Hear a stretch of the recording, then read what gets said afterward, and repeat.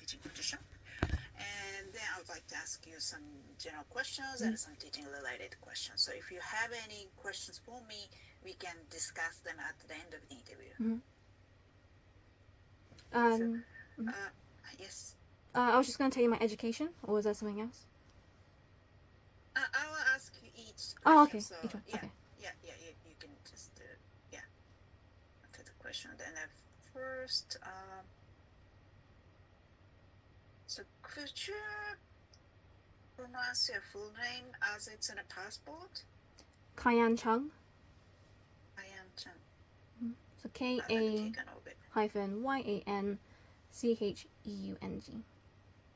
Okay. I'm typing your pronunciation. Although I have Kayan Chung. Yes. Okay. Do you have a middle name? No middle name. No. So Kayan is first name, right? Yes. Okay.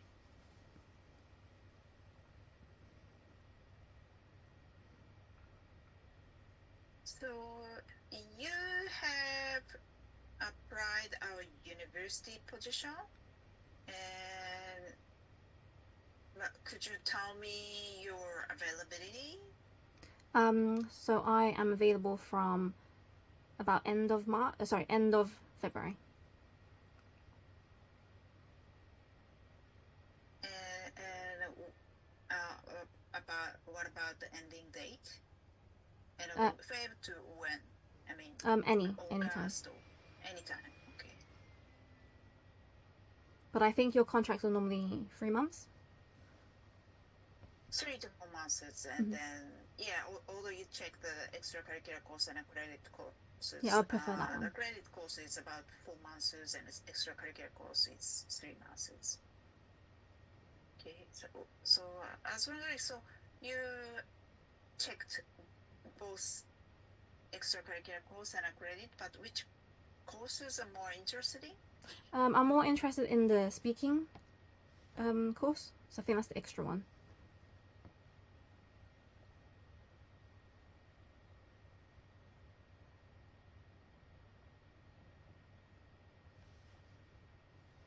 So extracurricular course is about 3 months contract. Is it okay? Yes. Short contract. Mm-hmm. And most likely from the early May to late July. Okay.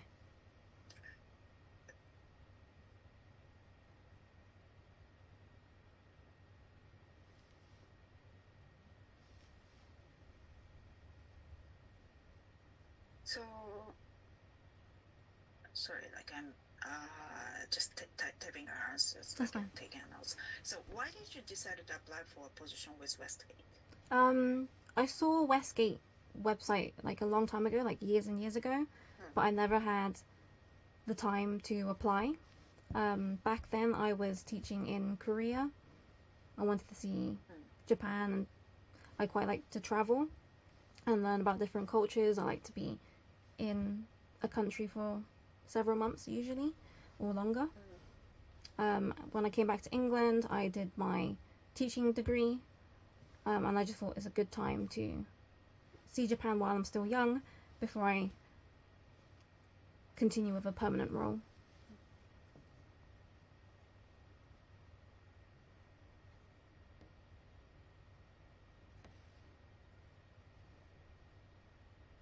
But I think one of the main things that I liked was that you do have a short-term role and you have university opportunities.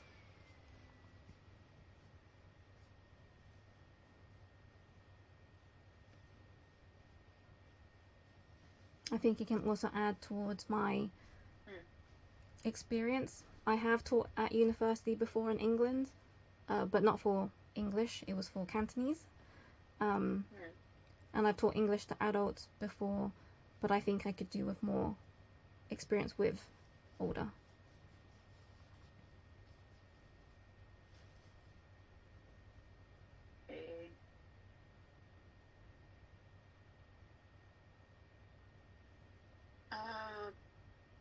Okay, so I think so you haven't applied out. This is first time you applied I think I our applied program? years and years ago, but when I was not experienced. Ah, okay.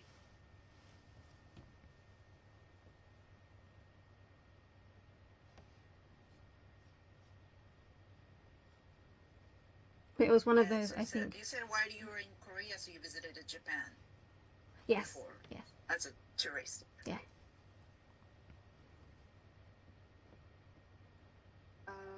Okay, so let's see.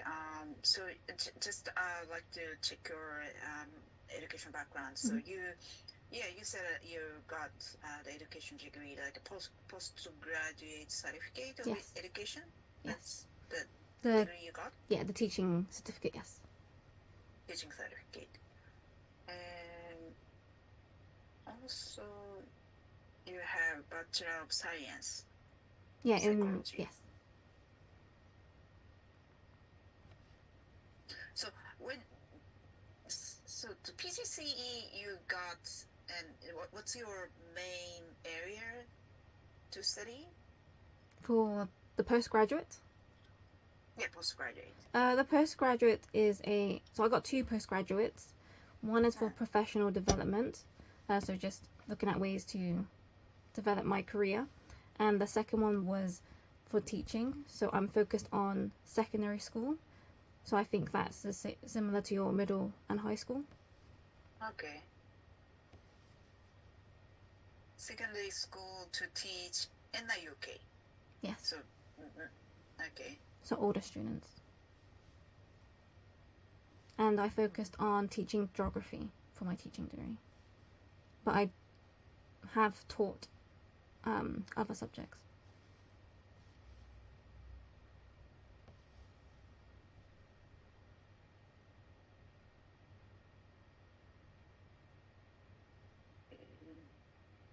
So, so you're mainly focused on teaching geography and other subject other than ESL. But how did you become interested in EFL? So when I was in Korea, I taught English as a second language for 3 years. Before that, I've taught English at a higher level to Polish sort of managers or adult CEOs sort of level. I've taught a little bit of English in Africa, but it was mainly for business studies. And then for my postgraduate, my teaching certificate, that was for mainly geography. But it does include other subjects, not as much. And it also does have some ESL students.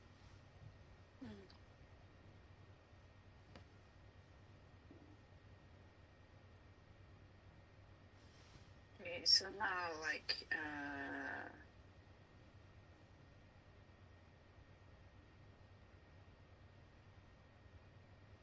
so uh, so basically, so you are more interested in secondary school level, but why are you interested in teaching university student? So when you do the teaching certificate, you can only choose primary or secondary. So when you do secondary, it includes our college, which is still not university. So qualification wise, the highest you can do is secondary. And then if you want to look into university, you have to find that separately for experience.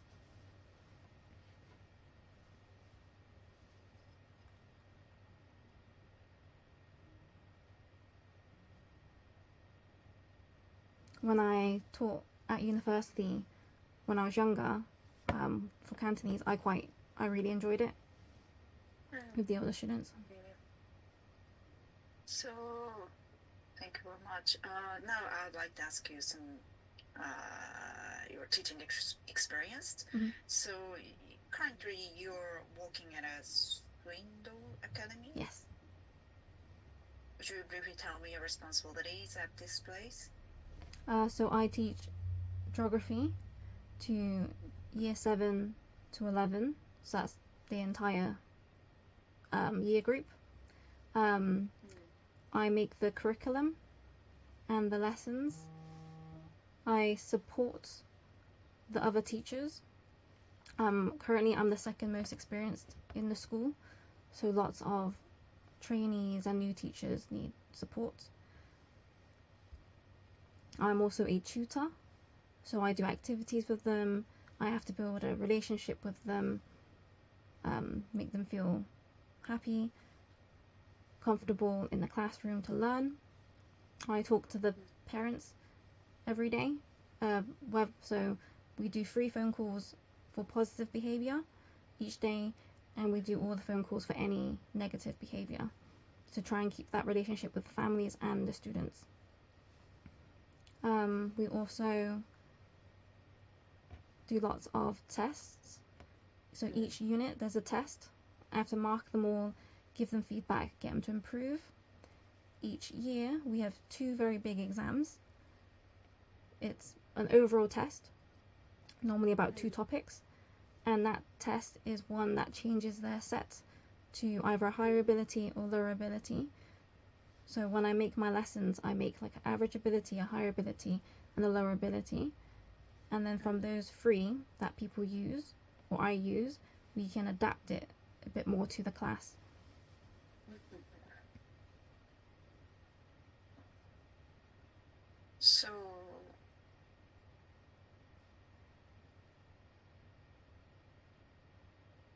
So you're basically like the subject teacher, right? Yes. And like a geography Yes. teacher. Why you chose geography? At the time, there was a bursary for the subject, so they pay for your training. But in England, the teaching certificate is for every subject. It's just specialized in geography.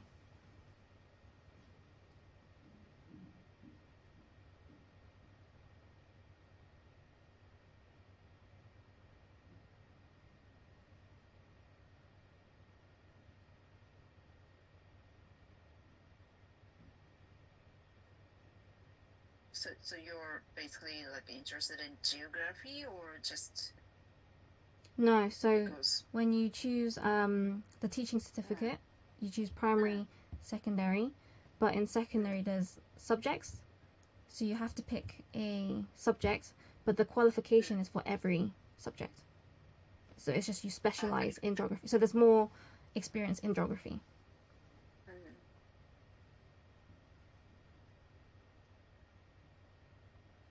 So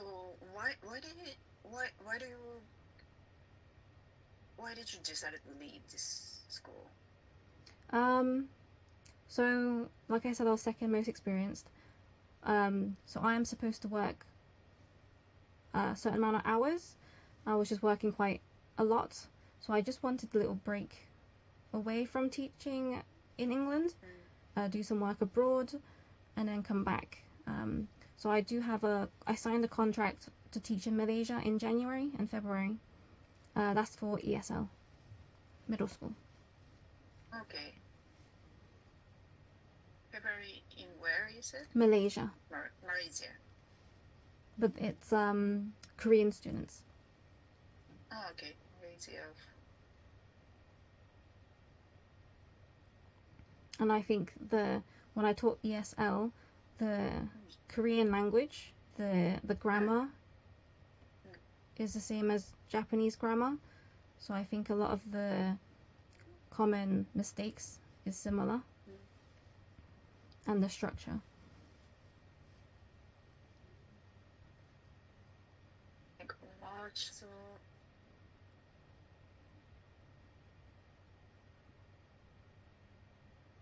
so you mentioned that you worked in Korea. Mm-hmm. So what's your main responsibilities at Seoul Metropolitan Office of Education?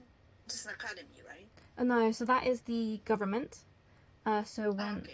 So I think it's similar to like Japan Jet, I think it's called. So you apply through the government, and then they put you with a school. So I was put with a school called Dokui. It's in Seoul. In that school, my responsibility was to teach English, to third graders to sixth graders, so it's elementary school. I mainly focused on sixth graders, but I have taught the other grades. I run the winter camp and the summer camp English, and I also ran after school intervention for those that are lower ability. They usually have a textbook, and we follow sort of the textbook style with lots of games and getting them to speak. Normally the speaking one lesson, then listening, speaking, reading, writing, and then like a project or like a review.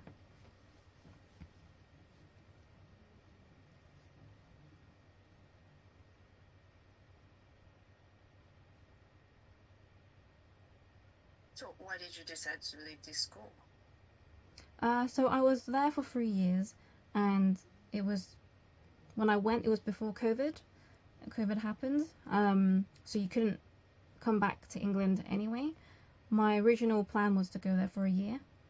Ended up staying there for 3 years, learned some Korean, and then like my parents were getting a bit old, so I wanted to come back and see them, and then I decided to start my teaching certificate here.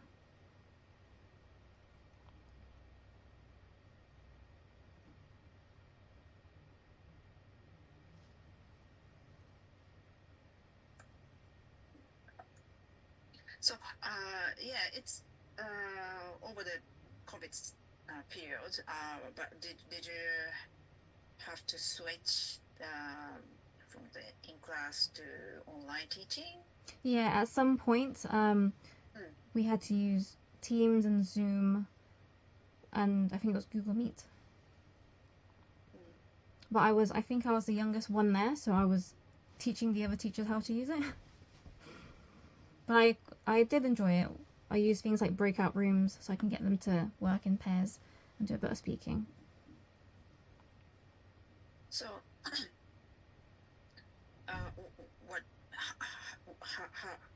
how long? I mean, like, when did you teach online? Like, 1 year to 2020, or like kind of hybrid for a few years, or I think it was a few months. a few months? Yes. In 2020? I think so.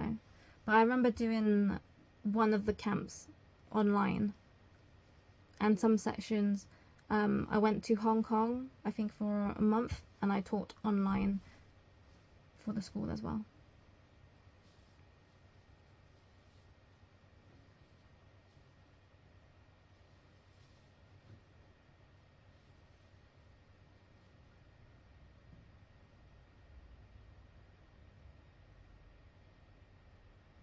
So, back to the previous job, like Swindon Academy is like a public schools or like academy?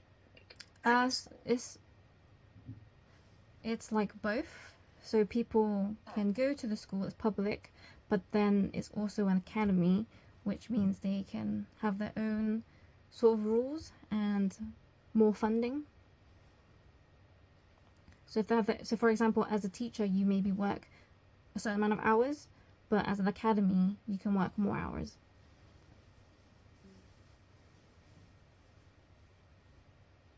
This is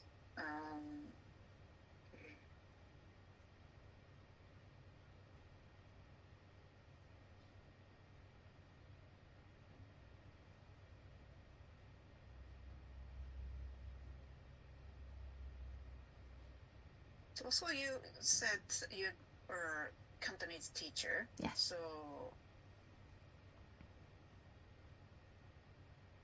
could you briefly tell me your responsibilities? This is like only 48 hours, so only a few classes. Yeah, so at the time I was at university, so I was teaching like part-time after school, after education. But it was like a year training, so for the whole year we did training with 2 mentors, and they spoke minimum 6 languages. One was European and one was Asian. So they taught us how to teach well in languages. Most of it was mainly exposing the language and getting them to speak first, and they sort of learn it that way. So I really enjoyed that training. So when I taught the language, it was mainly speaking in the language, and then I did a couple of outings. So I maybe took them to Chinatown, maybe got them to try out some of the Chinese food, and then some of the Chinese games that they might play. I think we were quite lucky in location for that university because it was only like the next city away. And it was just beginner. So you taught like a beginner level of student. Yes, because Cantonese is Chinese, and I think it's a very difficult language for Europeans. I think similar for Japanese and like Asian, looking at English, it's a very different structure. So you speak Cantonese? Like, yes. Kind of fluently? Yes. I mean, like you, okay. So this is kind of your first or second language? So I was born in England, but my parents are from Hong Kong. Okay. So they speak to me in Chinese or Cantonese. Since I went to school here, I would learn English. I also went to Chinese school while I was here, so I learnt both languages: reading, writing, speaking, listening. And I've got qualifications in both English and Chinese. Okay. For Korean, obviously when I went there, it was short term, but when COVID happened, I ended up staying, so I did learn the language. So they have a qualification as well. I'm on the highest set, or the highest foreign language for Korean.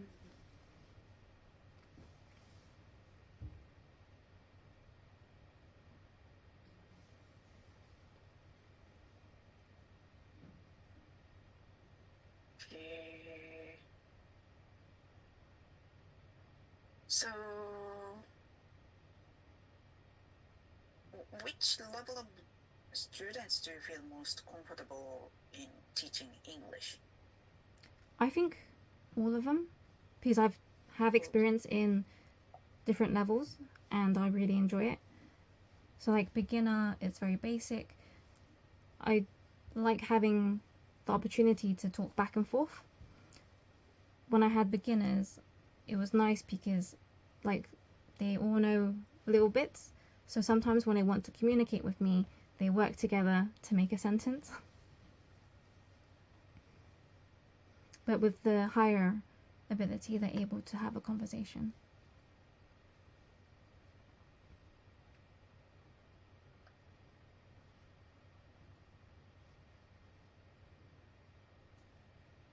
Okay, so if you're teaching like a beginner basic level of university students, what kind of activities would you use to improve their speaking skills? So we would probably do some drilling, so lots of repetition, pronunciation, some scripts for dialogue speaking. We might do some speaking games or some role playing to get them to speak a little bit. I'll probably be circling around or talking with them, probably making notes. I think because the structure is similar to Korean, I think I would be able to anticipate or know where they might pick up errors.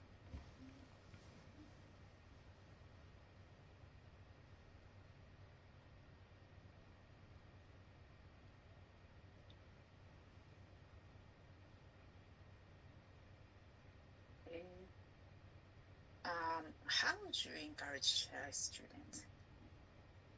To speak. Yeah, speak up in class. How would you encourage? So what I usually do is I do a bit of competition. So I might do like a little team game, or I think if it's a small class, maybe in pairs. So we do points. So usually I do like a PowerPoint game. It requires speaking. So there might be like a phrase on the board. They have to respond to that phrase. or I might say something and they respond to it, they'll have to pick like a box. It's random, and they get points, or minus points, or steal points. It makes it a bit more competitive, and usually they want to play a bit more. They want to do well. They only get the points if they answer. But I'm also there to support them. Right? Okay. Yeah.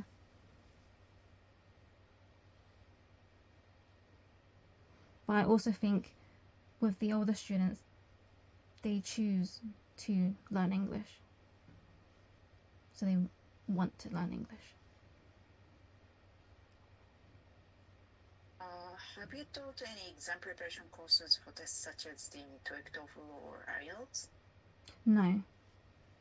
Okay. Would you mind teaching exam preparation courses? I don't mind. Okay. I don't mind.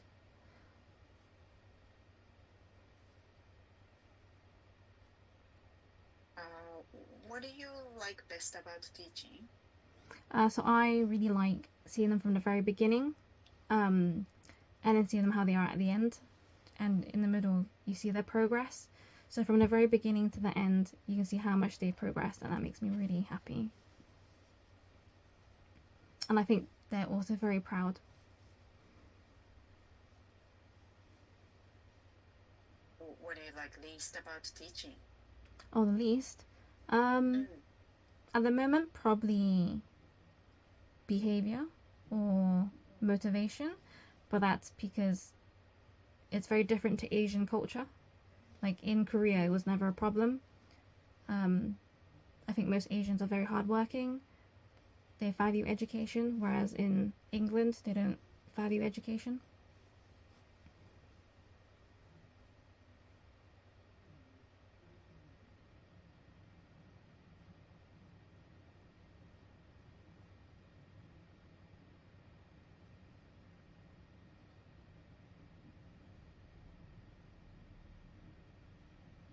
So what do you think makes you a good teacher? I think adapting to the students' needs, so I would tailor it to what they need. Or language. Being patient. I think being a bit warm, or building that rapport, so that relationship with the students, so they're comfortable, they feel safe, so that they're able to talk and learn, so they have the correct environment to learn. There's a bit of culture difference, so here they're okay with making mistakes, whereas I found in Korea they were, I think it might be similar with Japan, that they're a little bit more shy. So the main thing is trying to get them to feel safe and talk to me, or at least slowly build that up.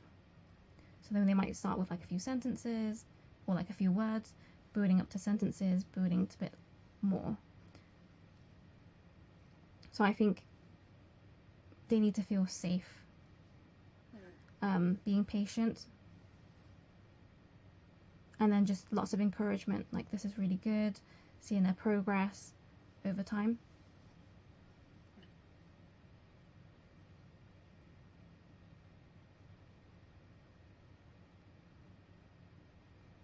And I think in general, like very engaging lessons.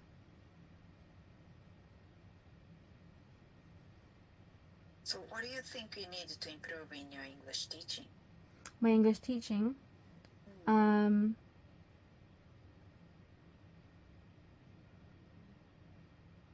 maybe looking up some of the Japanese grammar, because obviously I don't know Japanese, so some of the things might be a bit different to teaching English. That is more tailored towards the students and their culture.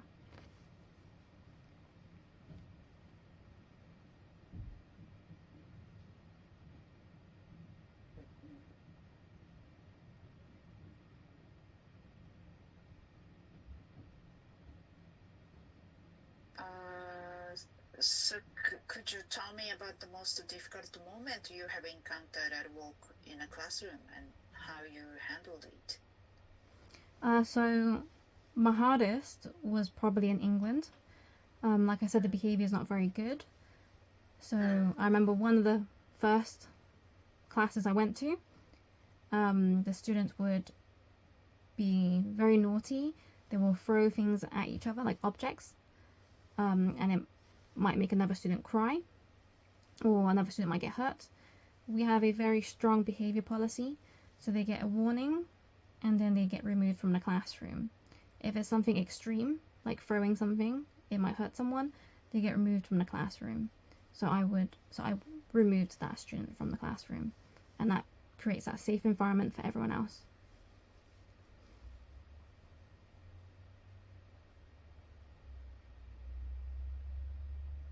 It's kind of like normal things in England, or just only rare case, only sometimes happen? In England, behavior is one of the poorest.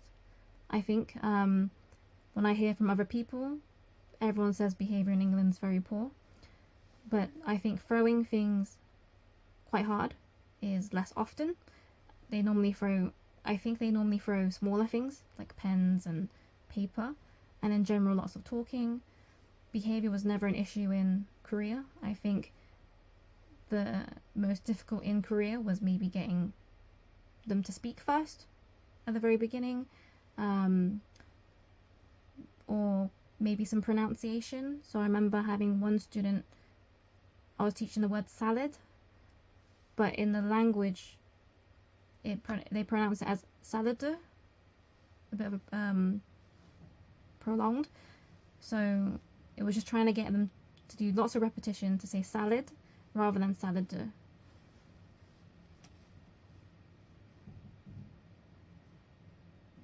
So how do you usually take negative feedback from your coworkers or supervisors? So we don't really take it as negative. We look at it as constructive.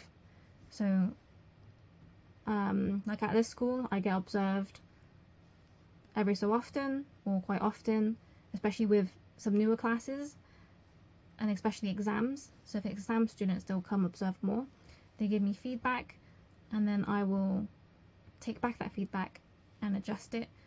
And that feedback is very, I would say it's very good, because it means I'm able to develop and improve myself as part of my professional development. So an example could be, so my head teacher watched me teach year 11s, so they're going to take their exams. It's writing, so their apply task, pieces on paper. She said I need to maybe model or get them to plan first on their whiteboards, so I can physically see which students need help. So I took in her feedback. I got them to write their plan, so it's only a couple of words on the whiteboard. And when I go around the classroom, I can physically see which students are struggling and which students are not struggling. And that helped a lot with my focus. I know which students to focus on that need a bit more help to keep up with the class.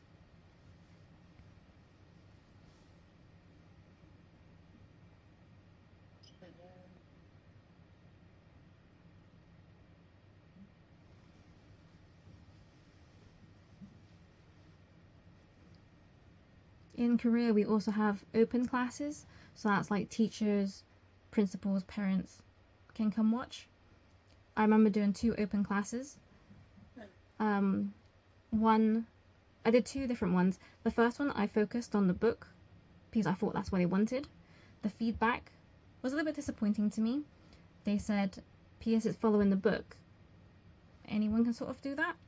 So the second one I did was when I was showing in more like games, things that are not really like, they'll learn the content in the book but in a different way, and they enjoyed that a lot more.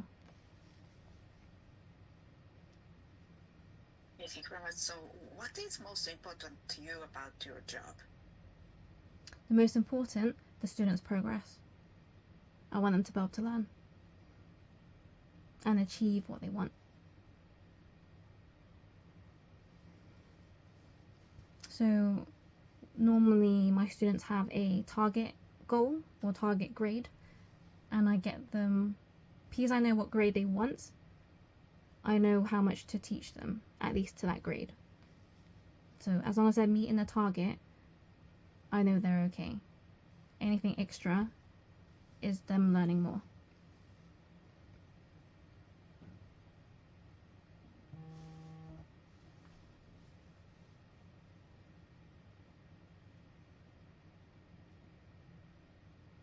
Goals and career plans. So my career goals, I want to find somewhere that I want to settle in a different country, probably Asia, and I want to be teaching English in the future. So English as a second language. I really enjoyed it in Korea. I've taught in England for 1.5 years now. I'm good at my job here. They appreciate me a lot. But I don't feel like it's the best. Whereas like in Asia, in Korea, I really enjoyed it. So I think I'm still trying to find what location is the best, what culture I like the most.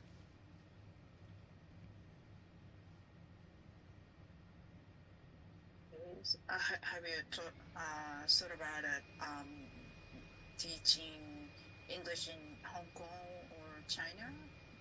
I have looked at it. So when I chose Korea, there was, I think it was China and Korea that provides accommodation. And when I go to a country, I think it's easier to use a place that has accommodation, especially when you don't know the language. So when I was looking at places, I was deciding between China and Korea. My family's from Hong Kong, so it's similar to China. And I thought Korea was somewhere new where I can learn more and see more, so I went with Korea. But in the future, I might look into possibly China.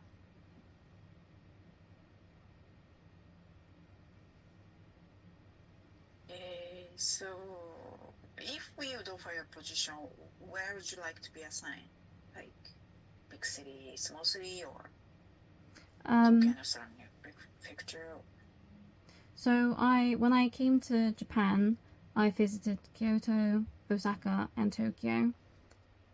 I think I prefer a bigger city. I know your commute is sometimes can be quite long. I'd prefer wherever the shorter commute. So my priority is shorter commute. So it doesn't really matter where it is, but I'll prefer the shorter commute.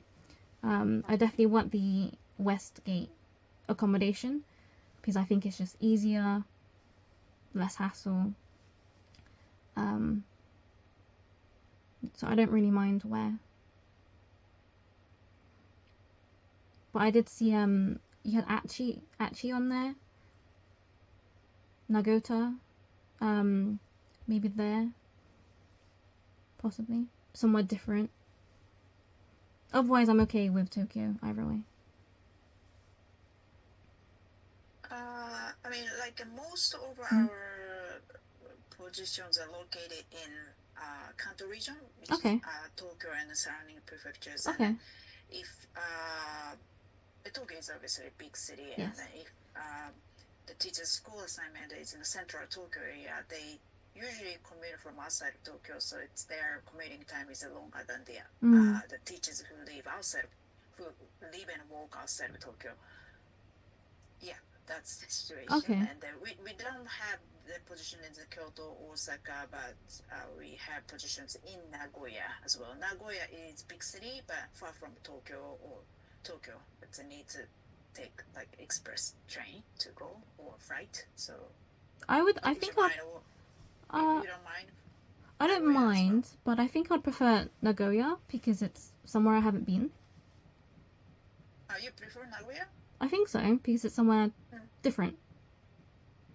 So, like I said, I like to experience the culture and explore different places. So I'm happy with Nagoya, but if not, Tokyo is fine as well.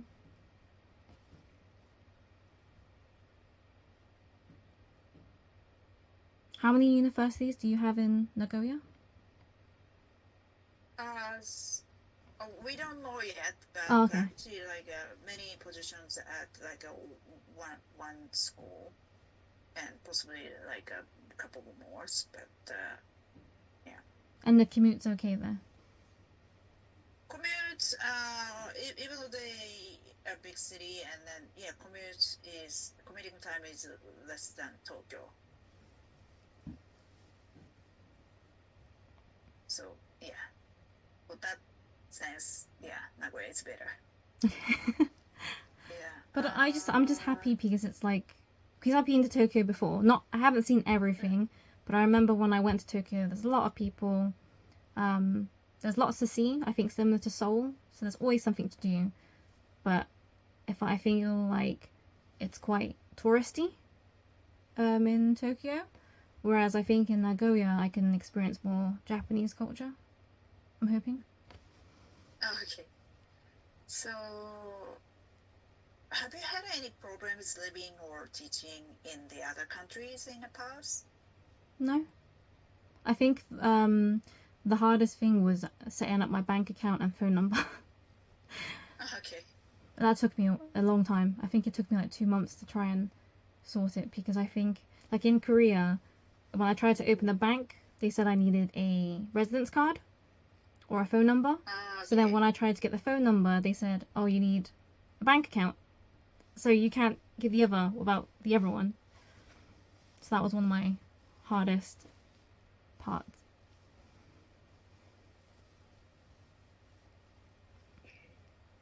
But I saw with Westgate that you help with getting the bank and the phone number. Yeah. So that helps a lot.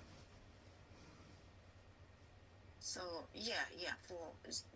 We ask our teachers to open a Japan Post Office bank account, and we prepare some documents, and if the teachers live in our housing, and yeah, you'll get some support. Yeah.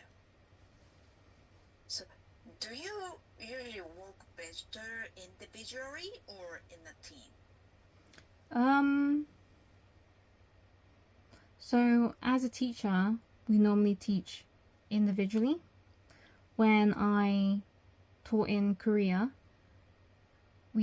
there's an option, so there's normally a homeroom teacher when I teach, so we can teach together. But what I found was the teachers were very shy as well. So the teachers were more shy than the students. So most teachers don't want to work together teaching English, as they're not confident in their English. So, but I think I've had about 2 teachers. So I think there's 6. I work with 7 teachers a year in Korea. 2 of them are very active working together, so that's fine. We'll just sort of take their idea. But the other ones I can make my own plan. So I'm okay with both.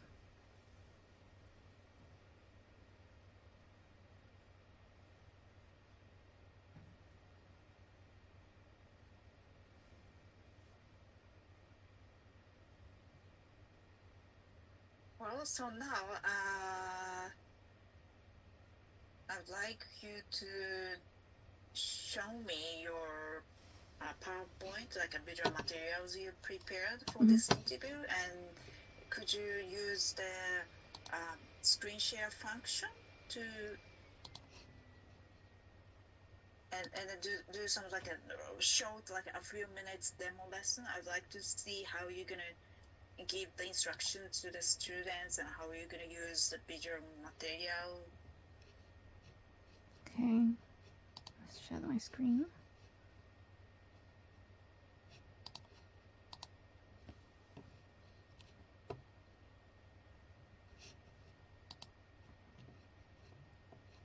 Okay, can you see my screen?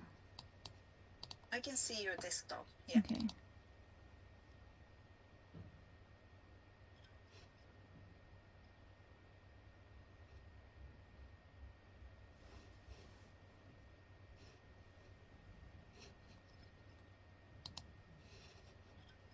Just open up everything. So you can pick any stage and start your instruction. Okay, any stage, okay. This is what extra material, right? So I've worksheet? I've got the PowerPoint and the worksheet. So that's like the very beginning, just knowing where they are. Got some drilling. So we've got some practices here. So this is the student speaking. So I like, don't like. This would be blank. It says I like. You see the picture, fish. I think I need to show you like this. So it comes out like this. So it's the kids speaking.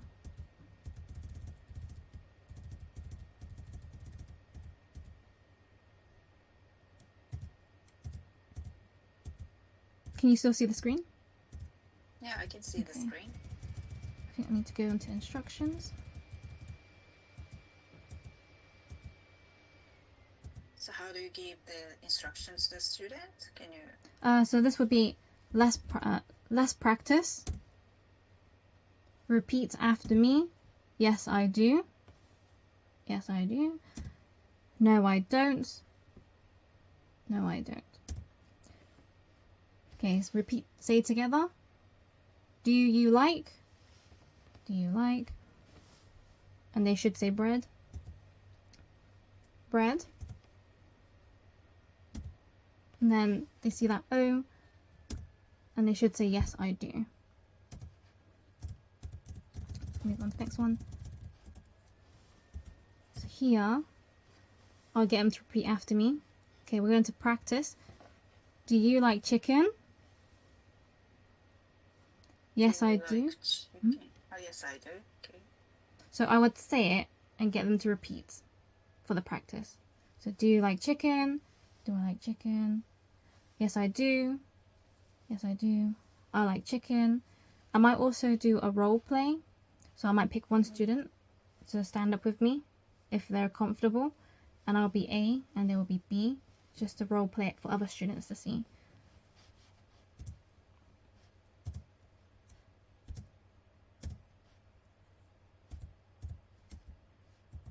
Okay, and then food survey. We're going to do a food survey. So I'll demonstrate on here. I like fish. Draw O. I like fruit. I like chocolate. I don't like milk. I don't like curry. I got high ability on the end. I'm going to pick a student. Write their name down on the board so they can see. And ask that student, do you like fish? That student should answer yes, I do, or no, I don't. And I'll circle their one. Just to show a modelling. And then I'll get the students to practice with their friend. I have extra instructions here. In case they don't understand the modelling, I've got step-by-step instructions here for each step. So, okay, thank you very much. So, have you used this lesson plan before? No, I made it for this lesson.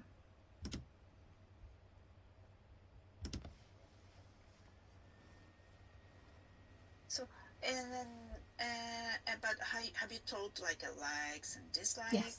Like, so this is when I would be teaching third graders, so very beginner. okay.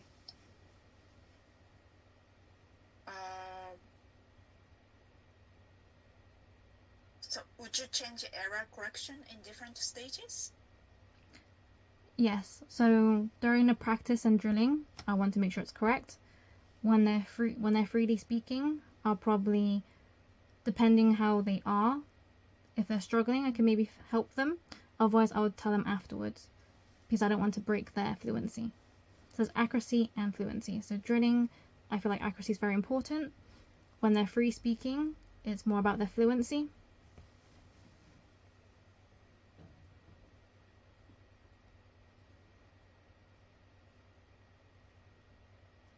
If a lot of them are making the mistakes, I might pause the class, address the error, and then get them to practice it again.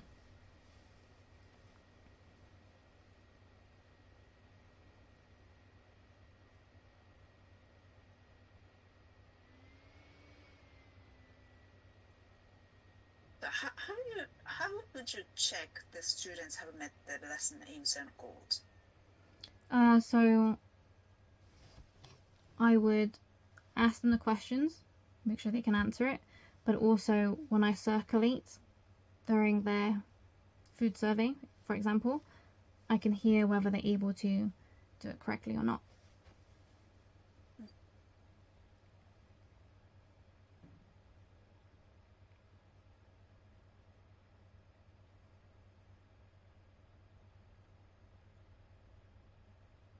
Thank you very much.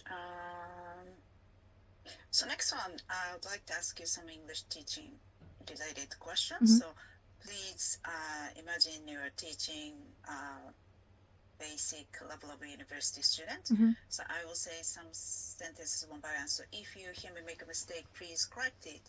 You may role play a teacher correcting a student, or you may just explain how you would go about correcting my errors. Okay. So first one, Tokyo is a very safety city. Tokyo is a very safe city.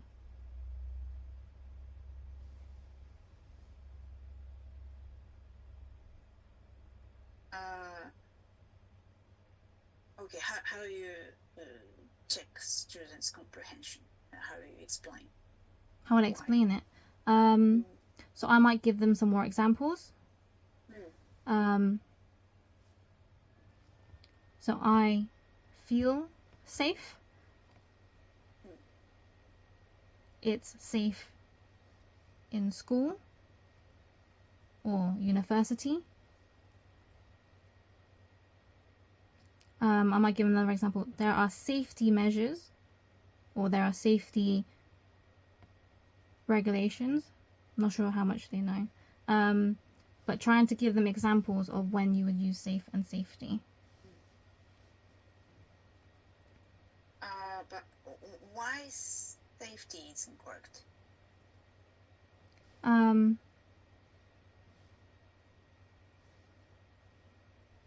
It's more of a description. It's not the correct terminology.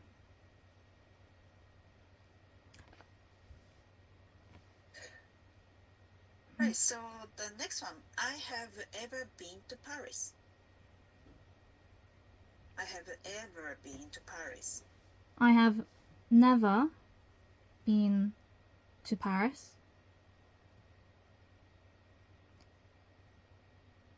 So I think again I would use examples. So I've never been, and I think I'd show a bit of like either a diagram or a big like a cross. So it means I haven't been. So I've never been to Paris. I've never been to London.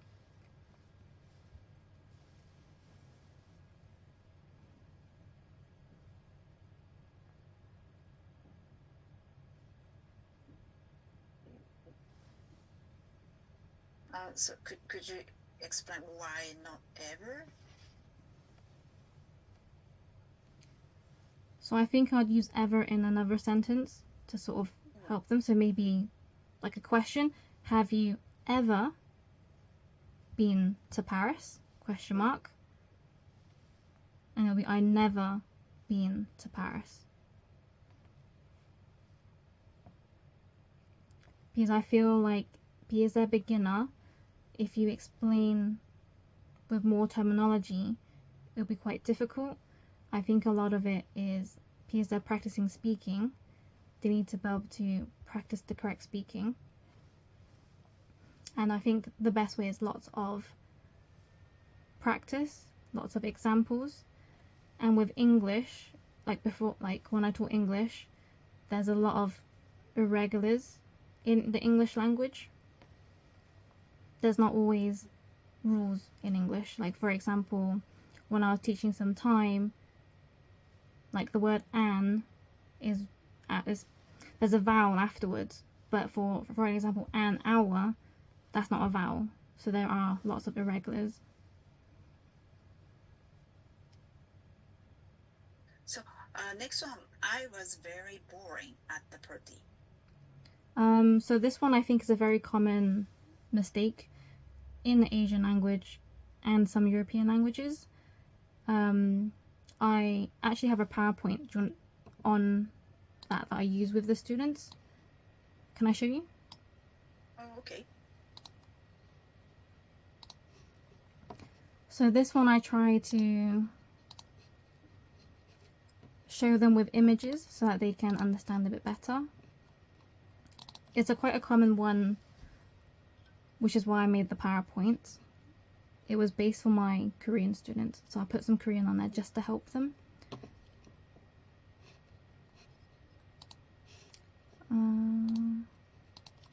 So like fun and funny, something you enjoy. A lot of it is to do with emotion, whereas the other one is description. So adjective and noun. Got some examples. So Lotte World is fun. It's a place in Korea. Baseball is fun. Roller coasters are fun. And then funny, something that makes you laugh. So funny, just trying to make it a bit more engaging and fun for them. Then we got a little practice, little reminder. That would be blank. So Mr. Bean is, and they'll tell me whether it's funny or fun. So this will allow me to know whether they understood the difference. But I've got other ones as well, like scared and scary, bored and boring. So that's the one that your example. So bored is a feeling. Boring, so he is bored, they're all bored. And then boring is the situation. So studying is boring, flying is boring. So we've got ed for feeling, ing for subject. I think if these are common mistakes, like never and ever, I think I might make something similar to this PowerPoint if it's a common thing that I keep seeing. And then this is just getting them to see if they understood all of it.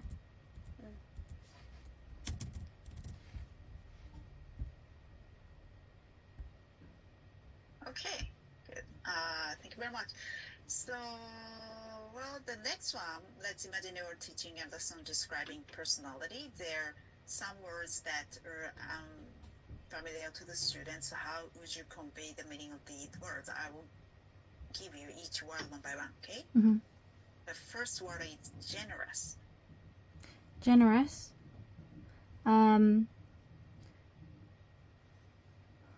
So someone that's giving a lot, like money, or very kind. I'm not sure if Japanese students know Scrooge, but Scrooge is a very good example. Like it's a fictional character who was very greedy, and then you'll have someone that's very generous and giving.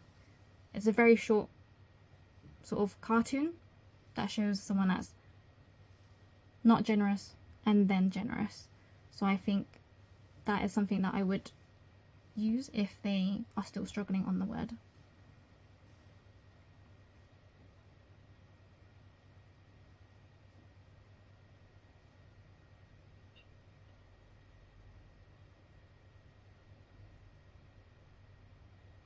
So the next one is punctual.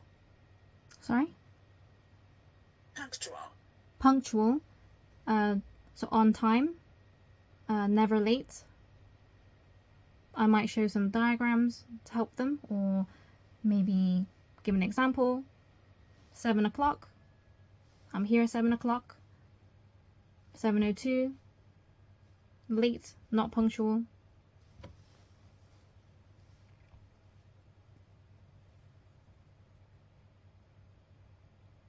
And next one is enthusiastic.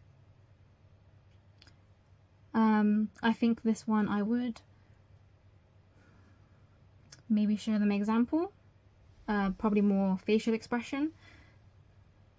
So, like, this is fun. Oh, this is really fun. Enthusiastic. A bit more energy.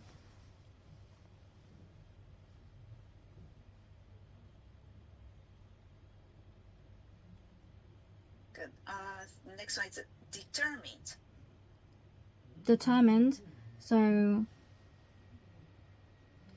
similar to working hard to a goal, achieving their goal.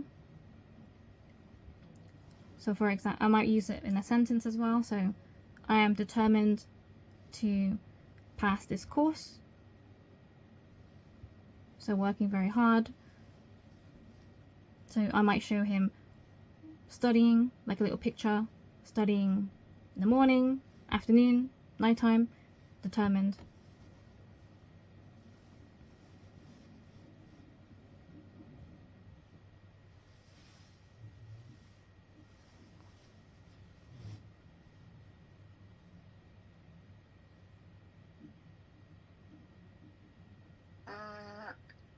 Actually, that was the last question I had Okay. for today's interview. Thank you very much for all your answers. Do you have any question for me before I finish this interview? Do you suggest learning Japanese? I mean, like for life in Japan, it's easier for you to learn and speak Japanese, understand Japanese. Mhm. But for at work, like basically we ask students to speak only English and then make our teachers to create English only environment, so you are not required to speak or understand Japanese. And then, like, for example, the PowerPoint I showed you, I might put some, like in that one, I put some Korean there just to help them. Do you suggest any Japanese next to the words? Like, for example, determined, a Japanese translation? Yeah, no, you don't. No. You don't Okay. need to. Yeah, the students has make use English only Okay. environment. So yeah, we even not recommend our Okay. teachers to use Japanese. Yeah, Okay. if once you use it, then they're gonna expect to explain in Japanese or write Okay. in Japanese every time, and yeah. Okay. And when will I find out the results? Right now, currently, like we're making hiring decision for the current teachers who work at Westgate. So for the new teachers, takes a bit longer time. So Okay. we'll make a hiring decision within a few weeks. If that's too long, and then you can let me know. Okay. Is it okay, or I prefer earlier because I've signed for the contract for January, February, so I can go to other interviews for starting March or something. But I just actually, want to. Yeah, for even, I mean, so you've already signed up for the position like in January, February, right? So that won't be affect for our position because the position is starting basically like a May or earliest position starting April. So, okay. but I was wondering, so are you gonna finish the position in Malaysia by the end of February or early February? Early February, and then I go on February. early February, and then I go on a week holiday to Lanzarote, so Spain. So I'm available end of February. But if I want, but it's more like if I want to, like if I don't get the position, I can look at other jobs. But usually teaching jobs, they offer you during the interview. Oh, okay. Yeah. So yeah, if you, so I believe like you're applying for the other job, and so if you found the other jobs and you want to cancel this application, just let me know, and we'll try to make our hiring decision as soon as possible. But usually it takes about a few weeks. Okay, but usually, like I wanted to do Westgate ages ago, so I would prefer to do Japan than another job because also, other jobs are permanent, whereas I think with Westgate, because it's short term, and like I said, it's a very good. You prefer short term? Yeah, it's a short term, and it's the experience that I want. I want the experience with Westgate because other jobs are permanent. Yeah, because if it's long term, it's hard to fit Westgate in the middle of a permanent job. So I want to do, if possible, I want to do Westgate and then find my long-term job. Okay. Yeah. So just for your information, like for the visa applications, basically, you can only apply in your home country or Okay. the place with like a long residence status. Okay. Like, if you have like a work visa with like a long-term residence status, and then you can apply in Malaysia, Spain, wherever. But I guess like it's a short term, so I don't think the embassy is gonna accept your visa application. Okay. So if you change your travel plan, and just let me know. Like usually, for the position visa application is about a month before the arrival. So March, most likely like a March or late March, or if position starts in May and then possibly like April, but As in, so if it starts in May, I get contacted in April. Is that how it works? I mean, like if the contract starts in May and the visa application is about a month before. Oh, okay. Like, okay. Or possibly like even for 2 weeks before, like usually it takes we apply the certificate of eligibility at the immigration office in Japan, and it takes about a few weeks, and then after we get the certificate, and then the teachers need to go to the Japanese embassy, and then it takes about 1 week. So so I need to be here anyway for the visa application. Okay, so so I think. But during this application in Japan, like you are not required to do anything, so you can go wherever. Okay, for that makes sense. Visa application in the UK, and then usually like you have to apply in person, so have to visit the Japanese embassy. Okay. Sometimes they accept by post, but when pick it up, you probably need to go there. Yeah. So actually, if I were to work, it seems harder because I want to do Westgate, so I need to have the time free. I might just do some like agency or part-time until then. Okay, thank you. Okay, good. Okay, so after this interview, I will email you to ask a couple of questions related to visas. So please respond to me. And okay, thank you very much for your time. It's nice talking to you. And thank you very much. Yeah. Have a nice day. You too. Bye. Thank you. Bye. Reply to the email for your visa. I left majority of the interview on this video. I exceed the requirements for this position, however I did find it very difficult for the grammar test. They are looking for verbal explanation. I was lucky enough to have a lot of visual explanations and PowerPoints already made. There is no feedback given from Westgate. Online reviews suggest that you need to have their accommodation so that they earn more money. So lots of things factor into whether you get this position or not. I'd suggest researching about this company online because there's lots of information out there saying how horrible this place is. However, I did like that it is a short-term contract. Another thing is, the pay is terrible. If you can commit to a year, go somewhere else, get better pay, and be treated well. Thanks for watching. Please like, comment, and subscribe. Bye!